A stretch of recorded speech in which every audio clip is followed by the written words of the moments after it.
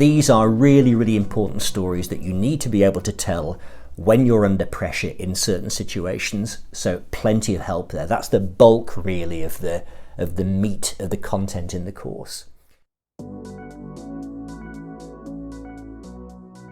A business meeting where maybe you're pitching to a potential client in a small meeting.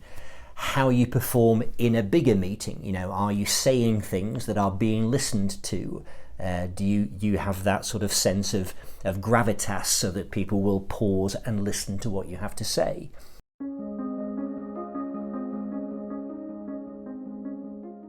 And Billy Crystal has hosted several of the Oscars, the ceremonies, and he told a lovely story on the Jimmy Kimmel show about a very, very famous elderly person in the audience. So watch the clip first before going on to the next slide. This is where you follow the link, enjoy the way he says what he says. I've sort of broken it down here. You can look at this slide again once you've listened to it, or maybe the two at the same time perhaps. And then on the slide that follows, I've broken down the story and identified certain points in it which I think are worth considering, that will help you become a better storyteller.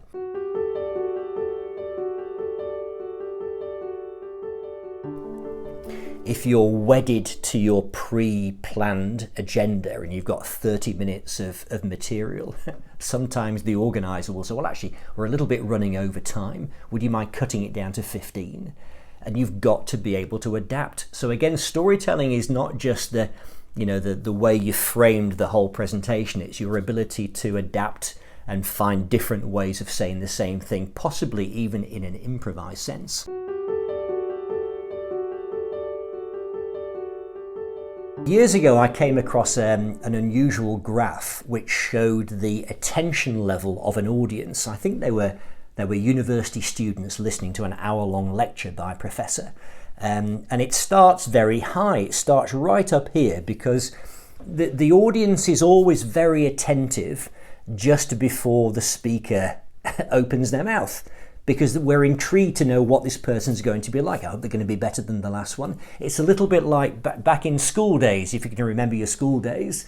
You have a new teacher and there's a great sense of anticipation of what they're going to be like. Will they be a disciplinarian? Will they be a bit loose and free and just let us, misbehave all day?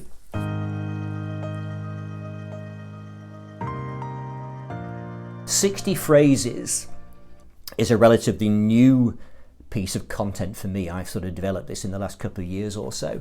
These are phrases which I think can help you sound more eloquent. They're ways of joining up sections of something you're trying to explain, so it flows beautifully. It's almost like the oil that lubricates the language.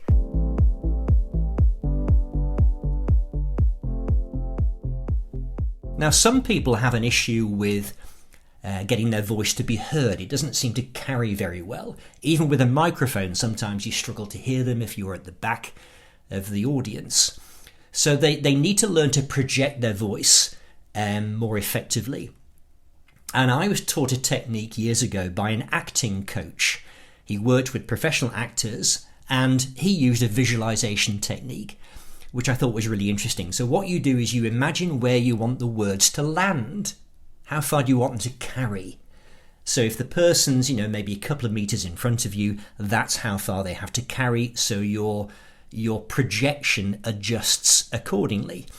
If you imagine they've got to carry right to the back of a larger room, let's say 50 meters distant, then again your projection adjusts. So you're not trying to force the words out and speak more loudly. You're just imagining where you want them to carry, how many meters, yards you want them to carry through the air. And as a golfer, I really related to this because it's like you're hitting what we would term a pitch shot. You want the ball to carry maybe 30 yards. Your swing adjusts accordingly. And then again, you're visualizing the ball perhaps carrying 60 yards. And once again, your technique adjusts according to that visualization. So try this technique to improve your vocal delivery and maybe your golf.